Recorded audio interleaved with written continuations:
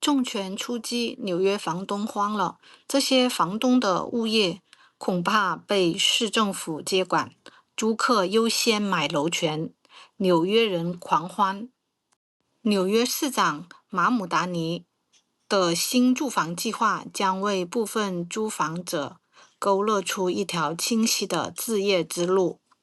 把甩手掌柜、甩手房东，或者是陷入财务危机的房东赶走，由租客联合将整栋大楼买下，实现从交租打工人到物业拥有者的身份转换，是无数纽约市底层租客长久以来的梦想。如今，在市长马姆达尼正式发布的全新住房计划当中，这一梦想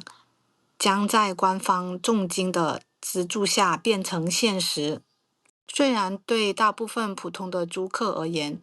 这仍需时日，但是市长马姆达尼在其最新住房蓝图里面承诺，纽约市政府将把此前的临时资助流程完全的正规化，并在未来的2年内直接拨出$7500万的官方专项贷款，全力的协助300名符合条件的租客，将现有的租赁公寓强行转化为合作公寓。此外，该宏大的计划还提出了一系列颠覆性的10年的住房愿景，在未来的10年内，在全市新建20万套可负担性住房，专门创造1500套让纽约人拥有产权而非单纯租赁的过渡住宅，建造更多专门面向全市最低收入阶层的廉租房，铁腕加大房屋维护法规的执行力度，并针对全市特定的街区制定不留死角的逐街住房目标。事实上，纽约市的租客们长期以来一直在自发组织起来，试图买下自己租住的大楼，或者与非营利组织合作，在公寓最终转化为合作公寓之前进行收购和修缮。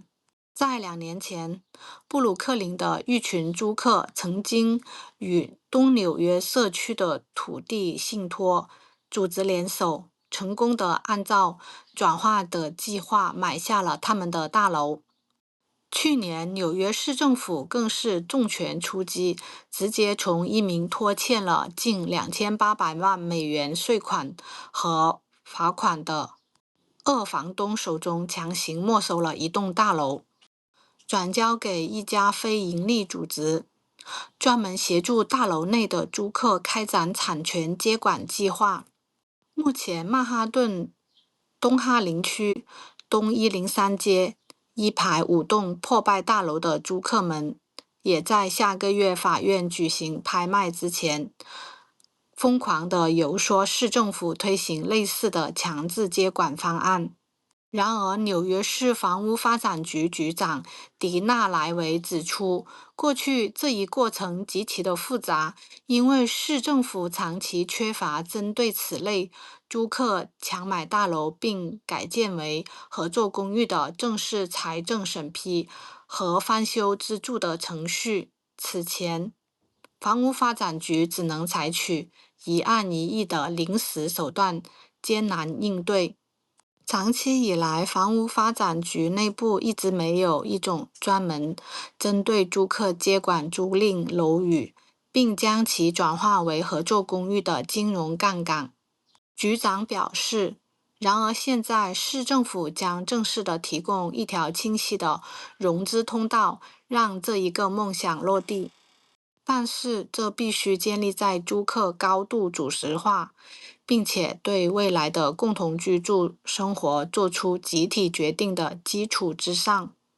局长透露，这项名为“我们的家”的官方计划将推出一份全新的条件表，该文件将详细罗列租客接管大楼时获得市政府财政资助的刚性要求。该条件表将明确的划定，在何种恶劣的条件下，市政府才会启动行政干预，租客需要满足何种标准才能拿到官方低息的贷款，以及必须有多少比例的在楼居民投票赞成，才能正式启动合作公寓转换。纵观整个纽约市，目前有大量的大楼的租客都对夺取物业所有权表现出了狂热的兴趣。这些大楼往往正在面临严重的法拍危机，或者其房东正急于抛售资产。因为自从2019年纽约市出台了全美最严厉的租客保护法，限制稳租房房东随意涨房租之后，这些物业的盈利空间已经暴跌，远远未达到房东最初的暴利预期。房屋发展局长毫不避讳地表示，这一类陷入财务泥潭的物业，正是市政府接下来协助租客进行合作公寓转化的头号首选目标。我们的触觉应该直接深入到那些即将发生产权变更的大楼中，特别是那些濒临法拍和强制拍卖的建筑。局长回忆起他此前执掌专门帮助租客进行产权转化的非营利组织的经验。他当时就积极地鼓动租客们围绕自己想要的生活愿景团结组织起来。自从马姆达尼市长上任以来，市政府高层一直试图干预那些拥有数千名租客但是破败不堪的住宅楼的拍卖走向，强行将他们引流到政府认为更具社会责任感的新手买家手中。这也是市长主打租客至上的核心竞选政纲。虽然市政府此前针对一整个面临破产清算的大楼资产包的首次干预尝试以失败告终，但是目前针对曼哈顿北部、华盛顿高地等地另一批大楼的产权控制计划仍然在紧锣密鼓的推进当中。此外，纽约市议会正在酝酿的全新地方法规，将为接下来的全城没收大戏彻底扫清法律障碍。市议会目前正在审议一项重磅法案，该法案允许市政府直接将那些拖欠了巨额房产税或者政府罚款的大楼强行转卖给非营利组织或者其他的社会实体。该法案的提案人来自布朗市的民主党市议员皮埃里纳·桑切斯直言不讳地指出，这一政策正是脱胎于此前的第三方转让程序，其刀锋将直接对准纽约城里那些坏中之坏、恶中之恶的流氓房东。与之并驾齐驱的另一项恐怖法案名为社区优先购买法案。该法案规定，在特定的情况下，非营利组织、租客团体以及部分非营利开发商，在大楼正式进入公开交易市场之前，享有第一口咬蛋糕的法定优先购买权、截胡权。布鲁克林民主党市议员桑迪·努尔斯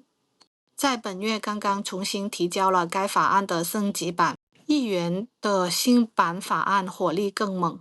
规定只要大楼内每套公寓的平均法规违规超过3个，该法案就会自动触发，房东将彻底的丧失在自由市场上议价卖房的自主权。除了这项惊世骇俗的租客变房东的计划外，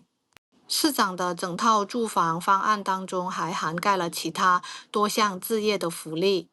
包括为全市首次置业的低收入家庭增加房屋首付款的补助，以及为符合官方资质的合规屋主提供高达10万美元的房屋危房的救急维修贷款。凡是购买于纽约市5大行政区内的1至4单元住宅、共管公寓或者是合作公寓，均有资格申请此项资金的支持。申请人必须是首次购房者，即使在申请前3年内未持有任何房产，需完成由纽约市住房保护与发展局合作的辅导机构提供的首次置业的课程，必须通过 HPD 合作的房屋贷款咨询机构申请贷款，需以自有资金支付的房屋总价至少 3%，需成功的获批抵押贷款，并通过房屋检测验收。居住年限的要求，根据补助金额不同，受助者需在购房后连续居住一定的年限。贷款金额小于等于4万美元，需要居住10年；贷款金额大于4万美元，需要居住15年。所有市政府资助贷款，无论金额，需要居住15年。家庭收入上限依据家庭人数而定。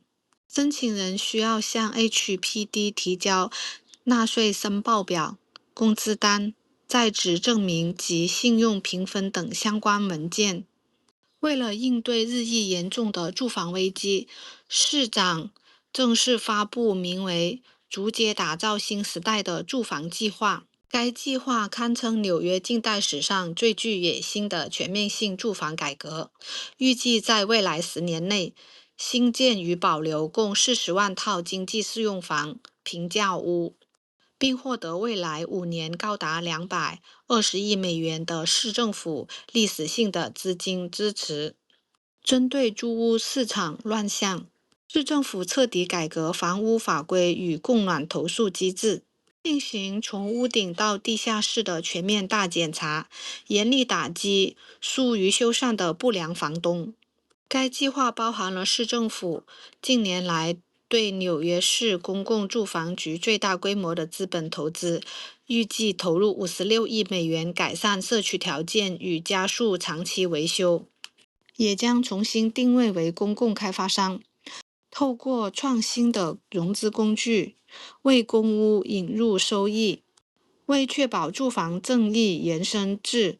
劳工权益，市长将实施建筑正义法案，为市政府资助项目的建筑工人设立每小时40美元的最低薪资与福利标准，并成立首个市长建筑安全委员会，保障工地安全。此项全方位的住房新政一经发布，获得纽约市审计长、多位区长、市议员以及来自建筑工会、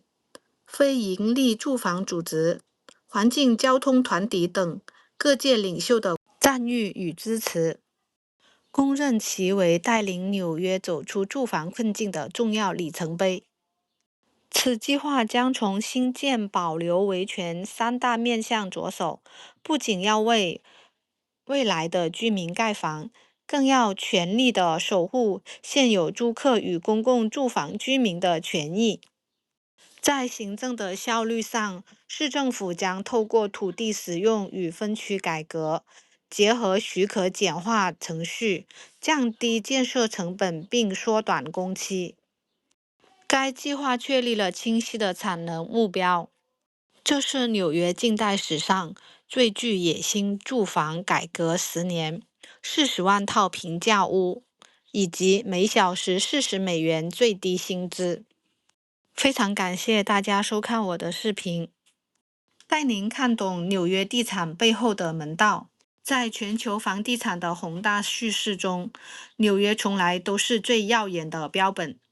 纽约的房地产市场在经历了多次危机和挑战之后，依然保持着强劲的发展的势头，成为了全球房地产市场的焦点。